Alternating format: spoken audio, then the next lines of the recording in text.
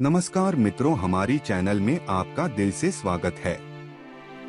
इस कहानी का असली संदेश यह है, एक मृत्यु का मतलब जीवन का अंत नहीं बल्कि एक नई शुरुआत है। दो, प्रकृति से जुड़ाव, अच्छे कर्म और प्यार ही आपकी असली विरासत हैं। 3, जीवन एक चक्र है जिसमें हर अंत एक नए आरंभ की ओर ले जाता है।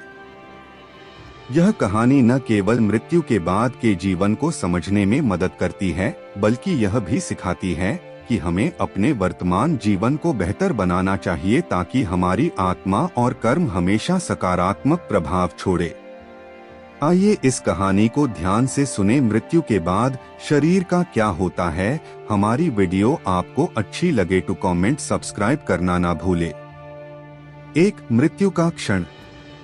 एक शांत रात थी। राजेश, जो एक 70 वर्षीय बुजुर्ग थे, अपने जीवन के आखिरी पल बिस्तर पर लेटे हुए बिता रहे थे। उनका परिवार उनके चारों ओर था। धीरे धीरे उनकी सांसें हल्की पड़ गईं और फिर एक आखिरी लंबी सांस के साथ उन्होंने अपनी आंखें बंद कर ली। यह उनके जीवन का अंत था, लेकिन उनके शरीर के सफर की शुरुआत। 2, पहला घंटा। राजेश के शरीर में हरकत बंद हो चुकी थी। उनके चेहरे पर एक अजीब सी शांति थी।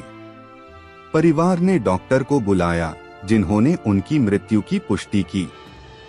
जैसे ही मौत की घोषणा हुई, परिवार के कुछ लोग रोने लगे। शरीर ठंडा होना शुरू हो गया था। हाथ, जो पहले गर्म और नरम थे, अब धीरे धीरे सख्त हो रहे। 3, आत्मा की यात्रा।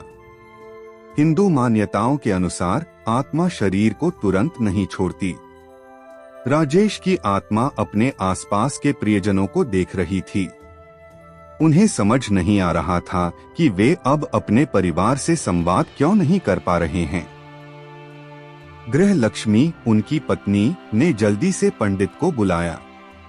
पंडित ने कहा, अंतिम संस्कार के पहले आत्मा यहीं रहती है। हमें उनकी आत्मा को शांति देने के लिए पूजा करनी होगी। 4-6 घंटे बाद शरीर की कठोरता। जब पंडित पूजा कर रहे थे, राजेश का शरीर रिगर मोर्टिस प्रक्रिया से गुजर रहा था। उनके हाथ पैर सख्त होने लगे। इस दौरान घर के बड़े लोग उनकी अंतिम यात्रा की तैयारी कर रहे थे। उनके पुत्र ने कहा, पिताजी को सफेद कपड़ों में लपेटना होगा और फिर उन्हें घाट पर ले जाना होगा। 5, अंतिम यात्रा, 24 घंटे के भीतर। राजेश का शरीर अब पूरी तरह से ठंडा और कठोर हो चुका था। उन्हें फूलों से सजे बांस के बिस्तर पर रखा गया। परिवार और रिश्तेदारों ने अंतिम दर्शन किए। घाट पर पहुंचने के बाद राजेश का शरीर चिता पर रखा गया। उनके पुत्र ने मुखाग्नि दी। धीरे धीरे आग की लपटें पूरे शरीर को जलाने लगी। 6, पंचतत्व में विलीन। 2 दिन बाद जब शरीर जलता है तो वह 5 तत्वों मिट्टी, पानी, आग, वायु और आकाश में बदल जाता है। यह प्रक्रिया 2 से 3 घंटे में पूरी होती है। हड्डियों और राख को गंगा नदी में विसर्जित कर दिया गया ताकि आत्मा को शांति मिल सके।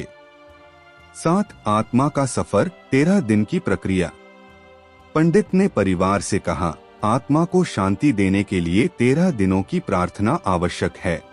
इस दौरान परिवार ने पवित्र ग्रंथों का पाठ किया और आत्मा की मुक्ति के लिए दान किया। राजेश की आत्मा, जो अब तक अपने घर के आसपास भटक रही थी, धीरे धीरे परमात्मा में विलीन हो गई। 8 महीनों और वर्षों बाद चिता की राख से मिट्टी उपजाऊ बन गई।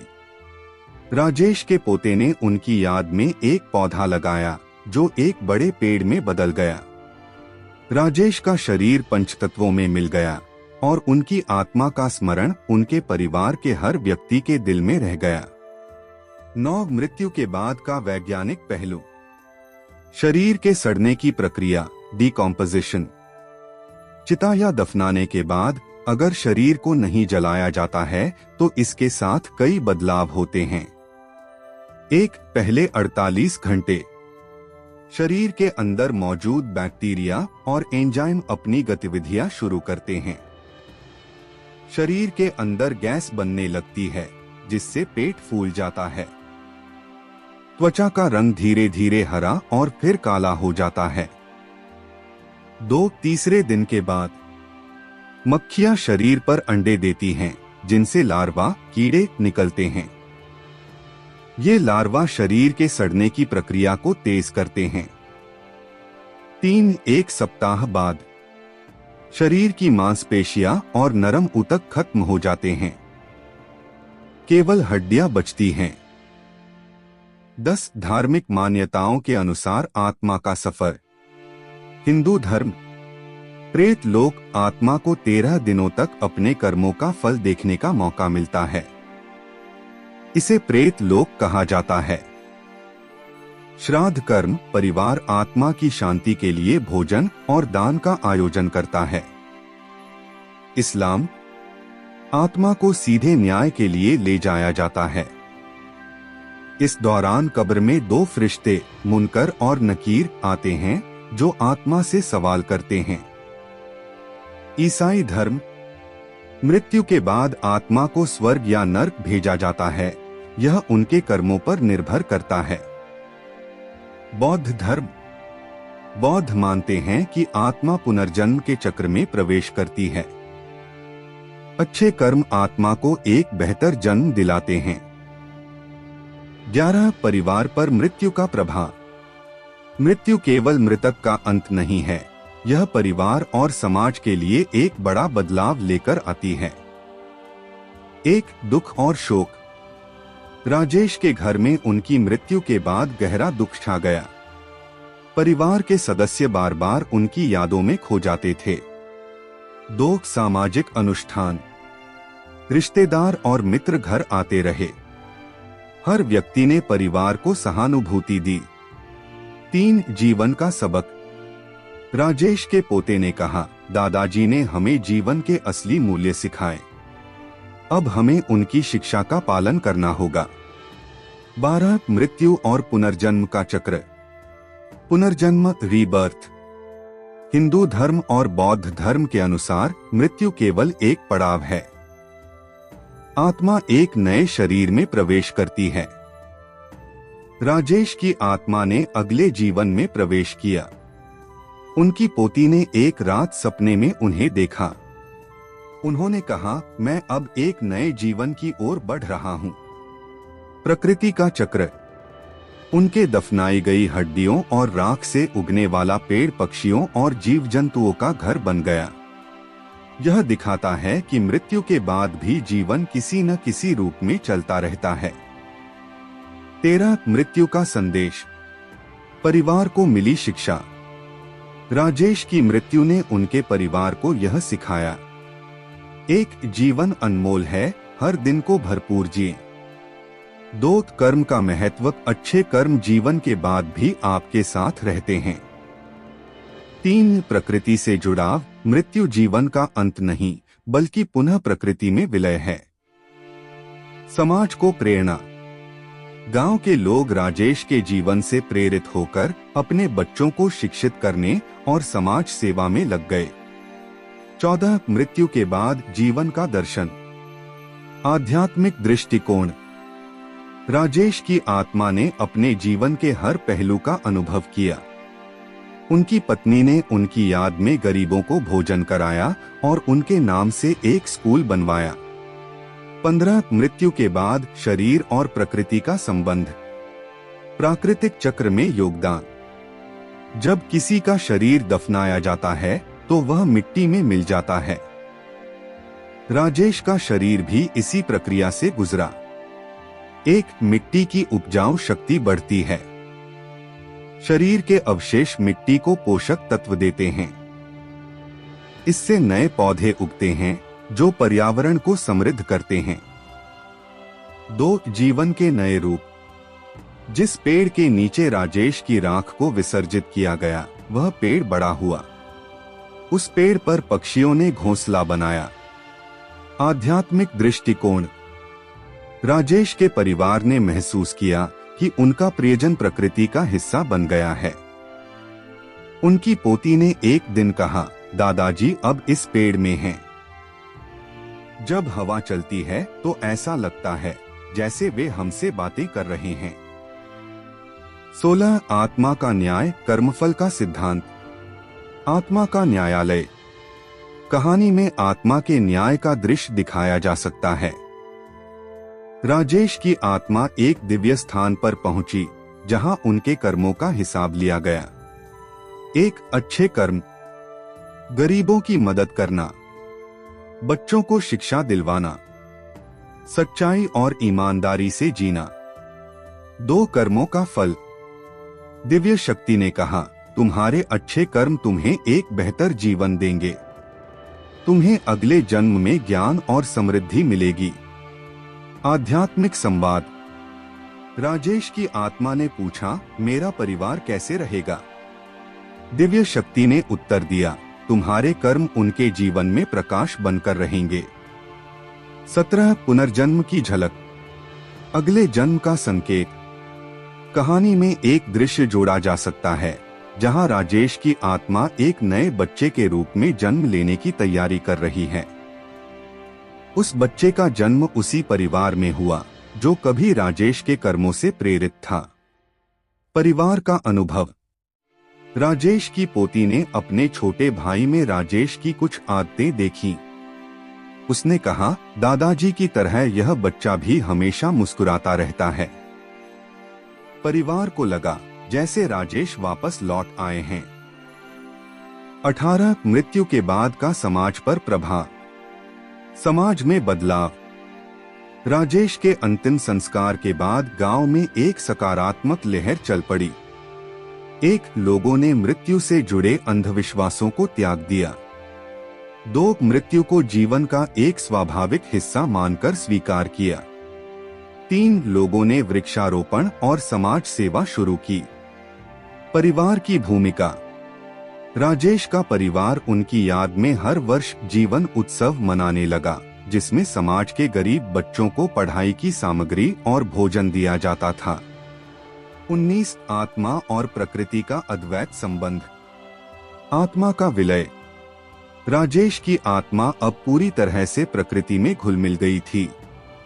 उनके परिवार ने महसूस किया कि वे उन्हें हर जगह महसूस कर सकते हैं, हवा में, सूरज की रोशनी में और बारिश की बूंदों में। ज्ञान का विस्तार। राजेश की मृत्यु ने उनके परिवार और समाज को यह सिखाया, मृत्यु एक नई शुरुआत है। 2 जीवन और प्रकृति के बीच गहरा संबंध है। 3 आत्मा और कर्म अमर हैं।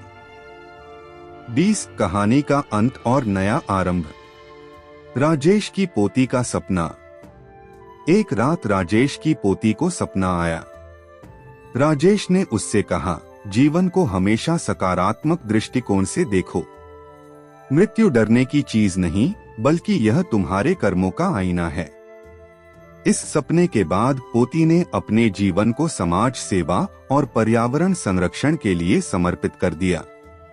21 प्रकृति और आत्मा का संवाद। प्रकृति की आवाज। राजेश के मृत्यु के बाद उनकी आत्मा प्रकृति में विलीन हो चुकी थी। एक दिन उनकी पोती नदी के किनारे बैठी थी। उसे ऐसा लगा जैसे नदी की लहरें उससे बातें कर रही हों। उसने सुना, हर बूंद में एक कहानी होती है। तुम जहां मुझे देखती हो, मैं वही हूँ। मैं तुम्हारे दादाजी की तरह हर जगह हूँ, इस बहती हवा में, इस हरे पेड़ में और तुम्हारे दिल की धड़कन में। पोती ने आंखें बंद की और महसूस किया कि दादाजी अब पूरी प्रकृति का हिस्सा बन गए हैं। वह समझ गई कि मृत्यु के बाद भी जीवन की धारा कभी रुकती नहीं। 22 मृत्यु के बाद की विरासत। समाज में बदलाव। राजेश के परिवार और गांव के लोगों ने उनकी स्मृति में जीवन सेवा मिशन शुरू किया। शिक्षा का प्रसार। गांव में सभी बच्चों की पढ़ाई मुफ्त कर दी गई। 2 स्वास्थ्य शिविर। हर साल राजेश की पुण्यतिथि पर मुफ्त स्वास्थ्य शिविर लगाए गए। 3 वृक्षारोपण अभियान। एक पेड़ एक जीवन नामक अभियान शुरू हुआ। गांव के हर व्यक्ति ने एक पौधा लगाया। राजेश का प्रभाव। गांव के एक युवक जो राजेश के प्रेरक शब्दों से प्रभावित था, डॉक्टर बना और गरीबों का मुफ्त इलाज करने लगा। एक दिन उसने कहा, मैं डॉक्टर इसलिए बना क्योंकि राजेश अंकल ने मुझे शिक्षा का महत्व समझाया। उनकी विरासत मेरे दिल में है। 23 पुनर्जन्म की पूरी कहानी। एक नए जीवन की शुरुआत। राजेश की आत्मा ने पुनर्जन्म लिया। वह अब एक छोटे से गांव के बच्चे आर्यन के रूप में जन्म ले चुकी थी। आर्यन बचपन से ही राजेश जैसी आदतें दिखाने लगा। वह पौधों से बातें करता था, हमेशा दूसरों की मदद करता था। उसे पढ़ाई और लिखाई का बहुत शौक था। राजेश की पोती का अनुभव। राजेश की पोती, जो अब बड़ी हो चुकी थी, आर्यन से मिलने गई। उसने पाया कि आर्यन में वही करुणा और स्नेह था जो राजेश में था। उसने सोचा, शायद दादाजी लौट आए हैं, हमें फिर से सिखाने की जीवन कितना सुंदर हो सकता है। 24 मृत्यु और पुनर्जन्म का दर्शन। मृत्यु का महत्व। मृत्यु केवल एक पड़ाव है। यह हमें याद दिलाती है कि एक जीवन अनमोल है और हर क्षण की कदर करनी चाहिए। 2 अच्छे कर्म अमर हैं और आपकी आत्मा को उच्चतम स्तर पर ले जाते हैं। 3 पुनर्जन्म जीवन का एक और अवसर है अपनी गलतियों को सुधारने और दूसरों के लिए प्रेरणा बनने का। प्रकृति से सीख। राजेश का परिवार समझ गया कि प्रकृति से जुड़कर ही जीवन को बेहतर बनाया जा सकता है। जैसे एक पत्ता गिरकर मिट्टी बनता है, वैसे ही हर आत्मा जीवन चक्र में शामिल होती है। मृत्यु केवल एक अध्याय का अंत है, लेकिन पूरी किताब का नहीं। 25 अंतहीन यात्रा। स्मृति की शक्ति। राजेश की पोती ने एक दिन अपने बच्चों को बताया, तुम्हारे परदादाजी ने हमें सिखाया कि मृत्यु केवल शरीर का अंत है, आत्मा तो हमेशा जीवित रहती है। हम उनकी शिक्षाओं और स्मृतियों के माध्यम से उन्हें आज भी महसूस करते हैं। जीवन और मृत्यु का संतुलन। एक संदेश जो कहानी के अंत में उभरता है। जीवन एक यात्रा है और मृत्यु एक पड़ाव। आत्मा, कर्म और स्मृति अनंत हैं।